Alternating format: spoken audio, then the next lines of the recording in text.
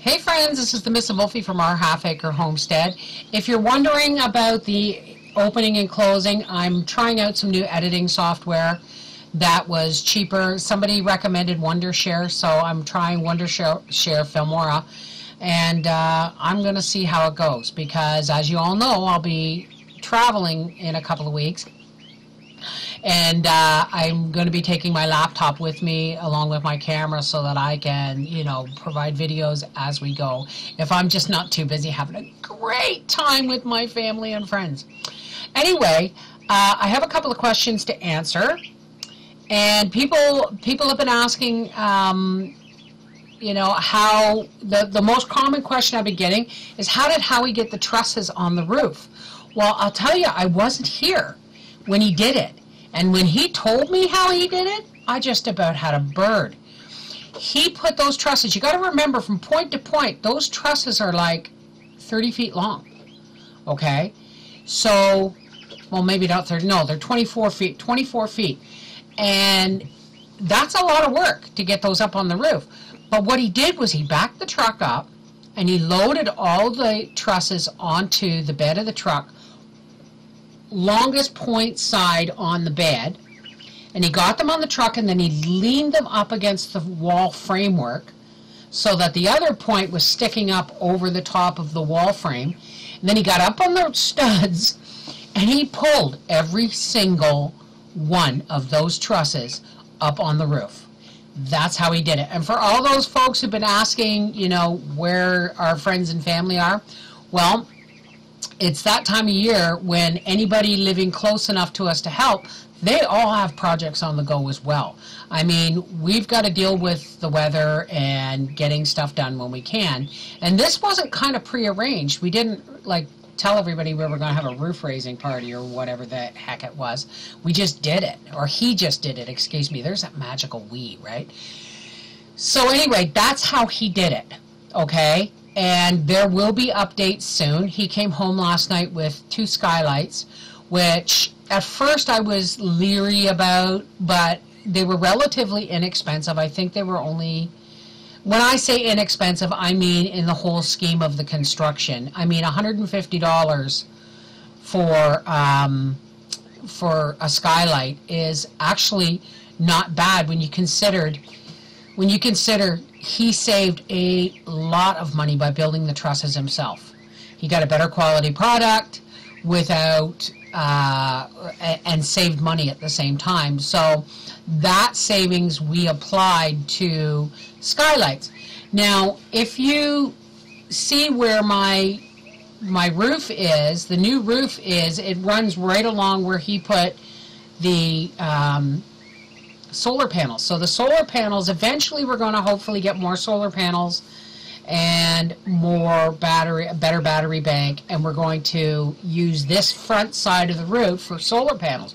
But the back side of the roof doesn't get direct sunlight. So skylights would be wonderful for the simple reason is it allows indirect light into the room, and it's a big room. It's 16 by 16. That's big for us. But it'll allow indirect sunlight into the room and save a lot between the skylights and the windows. We won't ever have to use lights in that room until nighttime, which has been, you know, something of an issue in my little inky-dinky sitting room. So there's that. So we've passed the savings from the trusses onto some skylights. So I'm really actually quite happy about that. And somebody had suggested that, and I was leery, but I'm really grateful. So there's going to be more videos. There's going to be more how does it videos, and you know, the wood stove that's in my sitting room now, we're going to move into the new living room, and it's only going to move 3 feet, but Daddy sent the chimney, or Howie sent the chimney right up through the ceiling and through the original roof, or not the original roof, it's the roof that we put on in 2008.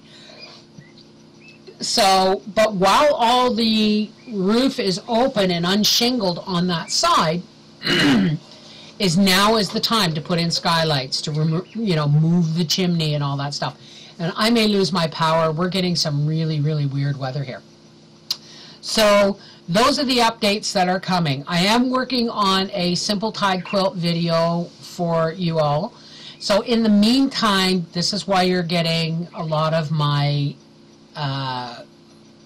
re-edited older videos.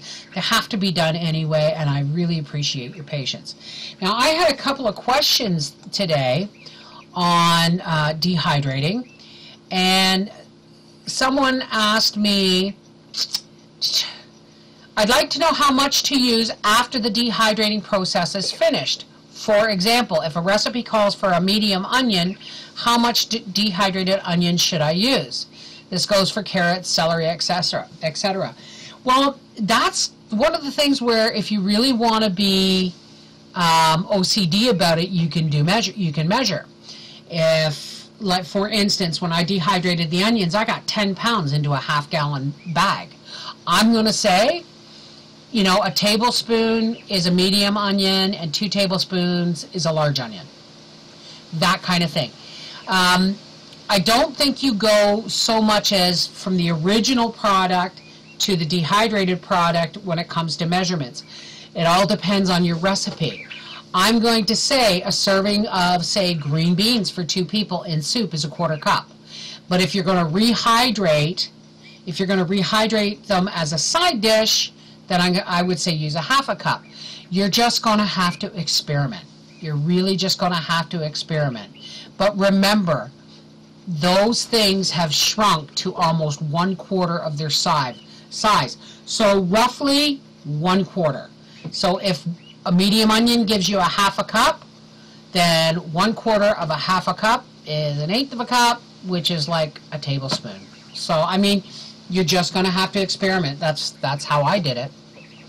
And somebody else asked me, do you dehydrate green onions in the same way? In other words, do you blanch them? No. Green onions are one of those things that are like very paper thin. They don't have a lot of membrane in between layers like you would with a whole solid onion, like a white or a yellow onion or a red onion. So you really don't have to blanch those. I've done that in the past. I've taken green onions and chopped them all up and then dehydrated them, and they were great. I mean, you just sprinkle them on everything. Okay, so this is the Mrs. Wolfie from our half-acre homestead with what's going on June 23rd, 2015. Take care. Bye-bye.